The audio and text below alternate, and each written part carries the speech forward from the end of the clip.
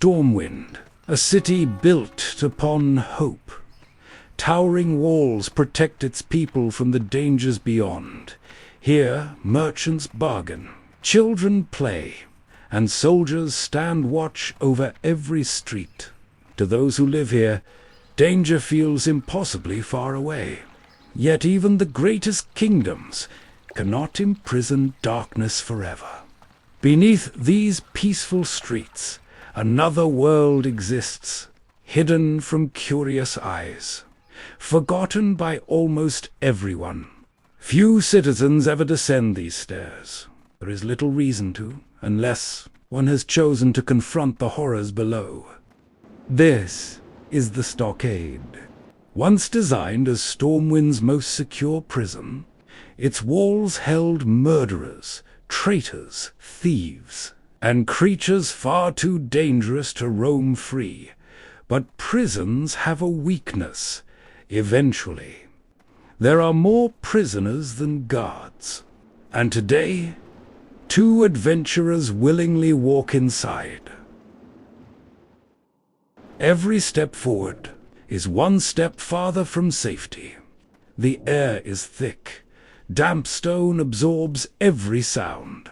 Iron bars cast long shadows across the prison floor. Somewhere nearby, something is watching. These halls once echoed with the footsteps of guards. Now only prisoners remain. Some have forgotten their names. Others remember only one thing: freedom. Oa reacts first, a shield raised without hesitation. Vohl remains behind, calm, focused. Every movement practiced through countless battles. They have entered another hunt. This is Oa and Vohl. This time they're taking on their next dungeon, the Stockade. Victory, but only a small one. The Stockade stretches far beyond these first corridors, and every sound risks awakening another prisoner. Ahead lies the unknown. Behind them, the exit grows ever farther away. After clearing the dungeon's entrance, Oa and Vohl were ready to face the Stockade's first boss, Targorr the Dread. Despite his intimidating title, Targorr had spent quite some time locked away inside the Stockade. At some point, he had probably stopped expecting visitors altogether. Then, without warning, a human paladin and a priest casually wandered into his cell, as though they had taken a wrong turn on a sightseeing tour. Before long, Targorr the Dread collapsed onto the cold stone floor, leaving Oa and Vohl victorious once again. One boss down, several dangerous inmates still remained, and somewhere deeper within the Stockade, even less cooperative residents were patiently waiting for their turn. After defeating Targorr's 2 remaining guards, it was finally time to see whether the effort had been worthwhile. Curiously, the most interesting reward had not come from the boss himself, but from one of his loyal guards instead. It was a useful reminder that in Azeroth, promotions did not always come with the best equipment. Sadly, the item itself was far less exciting than its unexpected source. Neither Oa nor Vohl had any real use for it, making the reward feel somewhat underwhelming after the fight they had just won. After defeating the first boss, Oa and Vohl ventured into the first branch of the Stockade. What greeted them was less of a prison block and more of a social gathering. Prisoners wandered freely through the corridors, apparently having decided that staying inside their cells was entirely optional. The enemies had developed a rather inconvenient habit. Whenever their health ran low, they would flee into the adjacent cells in an attempt to recruit their fellow inmates. Apparently, prison life had done little to discourage teamwork. For Oa and Vohl, this meant every fight had to end quickly. Otherwise, one enemy could very easily become several. In this case, one enemy became several.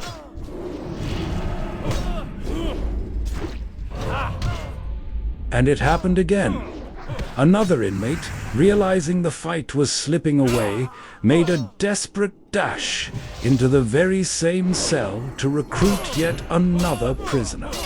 To rescue the situation, Vohl resorted to what was arguably the best solution one could come up with in the confined space of a prison: casting mass fear. Instead of emptying half the prison into the fight, it attracted only 2 additional inmates. By the standards of the Stockade, that was a remarkably restrained response. Vohl did everything she could to keep Oa alive with her healing, while Oa, growing increasingly desperate, was eventually forced to use his lay on hands. It was hardly a part of the original plan, but sometimes survival simply took priority over efficiency. Oa and Vohl managed to hold their ground for quite some time. Much of the credit went to Vohl, whose healing kept Oa standing long after the situation should probably have collapsed. Oa and Vohl decided it was time to change their strategy. If they were going to survive their last attempt to control the situation, Vohl would need to cast mass fear under far more controlled circumstances. As they made their way back, however, they noticed something rather unfortunate. Many of the inmates they had defeated earlier had already returned to their cells. Apparently, the Stockade's rehabilitation program was remarkably efficient, at least when it came to replacing prisoners. With yet another inmate joining the fight, the already precarious situation quickly spiraled out of control. Despite Vohl's best efforts and Oa's determination to hold the line, they were ultimately overwhelmed. They quickly made their way back to the dungeon and confronted the inmates once again, this time under far more controlled circumstances. With Vohl not having to cast mass fear, the prison's welcoming committee suddenly became far less dangerous. Oa and Vohl quickly fought their way through the remaining inmates, leaving the prison block considerably less crowded. With the prison finally back under control, Oa and Vohl soon reached the next boss of the Stockade, Hamhock. Vohl had no intention of waiting around, so she wasted no time in pulling Hamhock. Oa, on the other hand, had just enough time to fully regenerate before the fight began. It was not the most carefully coordinated opening, but it was good enough. After demonstrating his impressive command of shaman magic, Hamhock apparently decided that spellcasting was overrated. He put away the chain lightning and returned to the far more traditional solution of hitting all with a large axe. Hamhock went down without putting up much of a fight, but Vohl did begin to struggle with her mana toward the end of the encounter. But the situation never truly slipped out of their control. Another boss had fallen. His guards were about to be defeated, and the Stockade was steadily growing quieter. The last remaining guard managed to call another prisoner into the fight. Fortunately, with only one enemy to deal with at a time, Oa and Vohl kept the situation firmly under control. The Stockade had already taught them that allowing enemies to gather was rarely a good idea. It took Oa and Vohl a moment to realize it, but they had somehow wandered straight into yet another boss encounter. Kam Deepfury seemed eager to fight. Though unlike many of the Stockade's other residents, he had the courtesy to arrive alone. That made the battle rather straightforward. Even though Kam attempted to drag a few nearby inmates into the fight, Oa and Vohl brought him down with little trouble before the situation had a chance to escalate. They decided not to claim any loot because there were many enemies and only Vohl was potentially able to loot Kam. Oa and Vohl continued deeper into the stockade until they reached their fourth boss of the dungeon, Bazil Thredd. By now they had learned to treat every encounter with a healthy amount of suspicion. In this prison, even the simplest pull had a habit of becoming far more complicated than expected.